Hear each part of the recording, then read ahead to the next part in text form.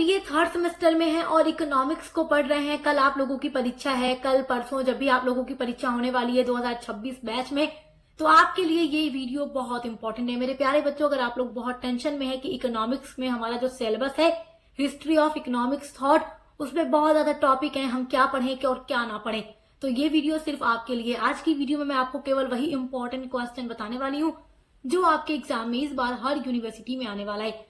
तो जिन्होंने कुछ भी अभी तक नहीं पढ़ा है, ना सेक्शन ए के लिए, ना बी के लिए, ना सेक्शन सी के लिए, तो वो इस वीडियो को देखें। 12 क्वेश्चन केवल बताऊंगी, 12 क्वेश्चन जो कि वेरी वेरी इंपॉर्टेंट है। अगर आप ये 12 क्वेश्चन पढ़ लेते हैं तो आपका सेक्शन ए, बी एंड सी तीनों बहुत अच्छा तैयार हो जाएगा।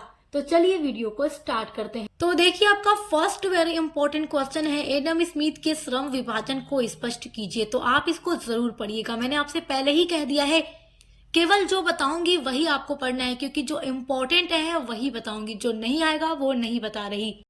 क्वेश्चन नंबर 2 है, डॉक्टर राम मनोहर लोहिया के आर्थिक विचारों का वर्णन कीजिए। This is very very important question. जितने भी विद्वानों का आपके सिलेबस में दिया गया है पढ़ने के लिए टॉपिक, सभी से क्वेश्चन बनेगा, इतना तो मान कर चलिएगा। और सारा इंपॉर्टेंट क्वेश्चन मैं आपको बता रही हूँ जो आपके यूनिवर्सिटी में आने वाला है।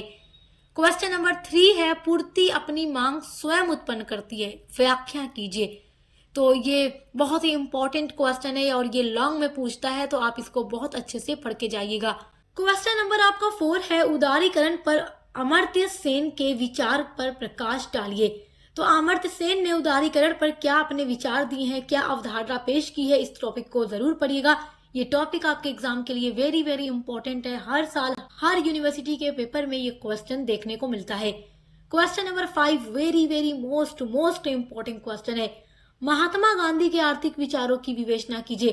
तो देखिए, किसी भी विद्वान के आप आर्थिक विचारों का जब वर्णन करेंगे अपने एग्जाम में, तो आप कम से कम 4 से 5 लाइन उस विद्वान के बारे में लिखिएगा। मतलब कि आप इंट्रोडक्शन या परिचय हेडिंग डाल करके, जैसे आप महात्मा गांधी के आर्थिक विचार को लिख रहे हैं, तो आप महात्मा गांधी के प्रारंभिक जीवन के बारे में थोड़ा लिखिएगा। इनका जन्म, इनकी मृत्यु कब हुई, कहाँ हुई, और इन्होंने कैसे पढ़ाई की, कहाँ से पढ़ाई की।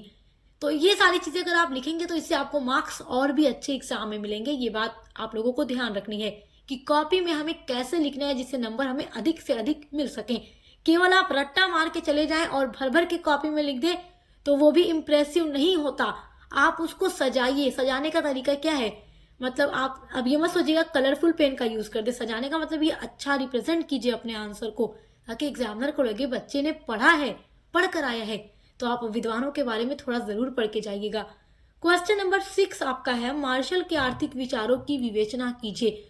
तो आप मार्शल के बारे में थोड़ा पढ़ लीजिएगा, इनका जन्म कब हुआ, मृत्यु कब हुई, और उनके आर्थिक विचार क्या है, उनके बारे में आप पूरा फिर लिख डालिएगा। उसके बाद देखिए, क्वेश्चन नंबर आपका 7 है, वर्गवाद पर एक निबंध लिखिए। ये क्वेश्चन शॉर्ट में भी पूछ सकता है, लॉन्ग में भी पूछ सकता है, तो इसलिए आप इसको थोड़ा लॉन्ग ही पढ़कर जाइएगा, ताकि लॉन्ग में पूछे तो आप लिख सकें। मान लीजिए कि आप इसको बहुत शॉर्ट पढ़ के चले गए, अब पूछ दिया ये लॉन्ग में, उस कंडीशन में आप क्या करेंगे, आप जो भी पॉइंट पढ़ कर गए होंगे आप उनका एक डायग्राम बना दीजिएगा एक पेज पर, और फिर उन्हीं डायग्राम की एक एक पॉइंट को उठाकर आप एक्सप्लेन करते चले जाइएगा पॉइंट में अपना आंसर। तो इससे आपका आंसर अच्छा भी लगेगा, लॉन्ग भी हो जाएगा, और डायग्राम पर अच्छा नंबर भी मिल जाता है।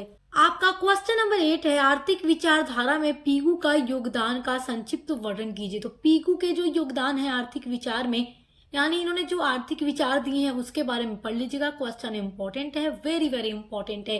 क्वेश्चन नंबर आपका 9 है, उपयोगितावाद पर प्रोफेसर मार्शल के योगदान का मूल्यांकन कीजिए। तो ये बड़ा इंपॉर्टेंट क्वेश्चन है, उपयोगितावाद। ये आपके सिलेबस का वेरी वेरी इंपॉर्टेंट टॉपिक है और ये लॉन्ग में पूछता है, और सब कुछ आपको जो मैं बता रही हूँ लॉन्ग इंपॉर्टेंट क्वेश्चन है। सेक्शन बी या सेक्शन सी में आएगा, और जब आप लॉन्ग पढ़े रहोगे ना तो फिर वहीं से शॉर्ट में भी बन जाता है।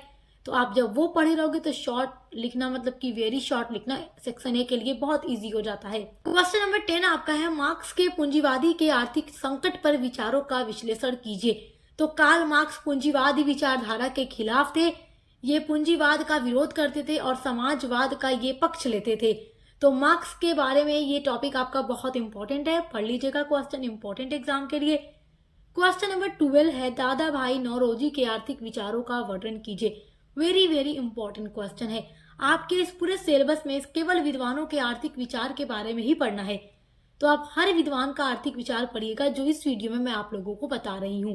क्वेश्चन नंबर 12 है, अरस्तु का आर्थिक विचार में योगदान दीजिए। तो केवल ये 12 क्वेश्चन माय डियर स्टूडेंट्स अगर आप लोग पढ़ लेते हैं तो आपका सेक्शन ए, बी एंड सी तीनों बहुत अच्छे से तैयार हो जाएगा, क्योंकि इन्हीं विद्वानों का आर्थिक विचार एग्जाम में पूछा जाता है सेक्शन बी या सेक्शन सी में, और फिर इन्हीं के विचारों में से ही कुछ क्वेश्चन आपके सेक्शन ए में आ जाते हैं। जब आप लॉन्ग क्वेश्चन की तैयारी कर लेते हैं ना तो फिर शॉर्ट यानी कि सेक्शन ए की तैयारी करनी ही नहीं पड़ती। जो आपका 50 शब्दों में आंसर लिखना होता है आप इजिली बनाकर लिख लेते हो और नंबर भी मिल जाता है। तो अगर आप शॉर्ट पढ़ के चले जाएं और लॉन्ग क्वेश्चन आ जाए तो आप तो बुरे फंस जाएंगे एग्जाम में। तो हमेशा बताती हूँ लॉन्ग पढ़िए, शॉर्ट वेरी शॉर्ट अपने आप तैयार हो जाएगा। तो केवल ये 12 क्वेश्चन माय डियर स्टूडेंट्स आप लोगों को पढ़ के जाना है कल अपने एग्जाम के लिए।